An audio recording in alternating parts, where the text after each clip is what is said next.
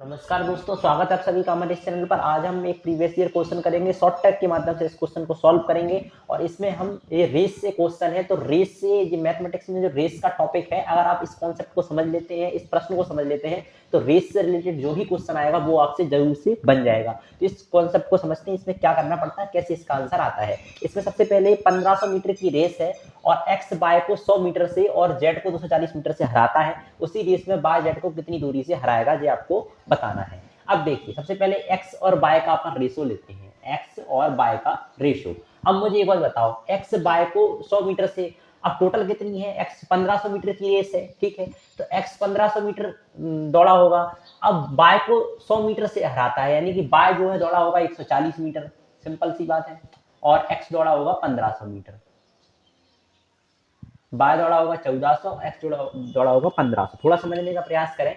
1500 metre total है, तो x 1500 दौड़ा। अब बाय को 100 मीटर से हरा दिया, यानी कि बाय जो है एक्स से 100 मीटर कम दौड़ा, यानी कि बाय 1400 मीटर दौड़ा। और जेड को 240 मीटर से हराता है। अपन अब एक्स और जेड का रेशो लेंगे, एक्स और बाय का ले लिया, अपन एक्स और जेड का रेशो लेंगे, क्योंकि एक्स का अपन बाय से, एक्स का जेड से। अब देखो, एक्स तो वही 1500 दौड़ा, ठीक है, लेकिन जो है जेड जो 240 मीटर से हारता है, मतलब जेड जो है 240 मीटर कम दौड़ता है, यानी जेड जो है 1260 मीटर जो है दौड़ता है, ठीक है।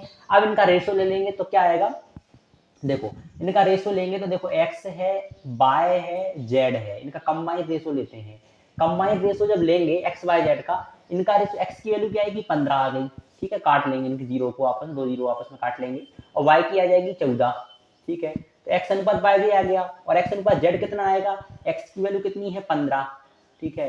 और जेड की वैल्यू है 226, थोड़ा इसको इनको काट लेते हैं, तो यहाँ पे आ जाएगा आपका 25 और यहाँ पर आ जाएगा आपका 21, ठीक है।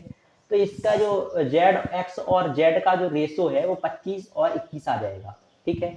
अब इनका अपन ने कंबाइंड रेशो ले लिया।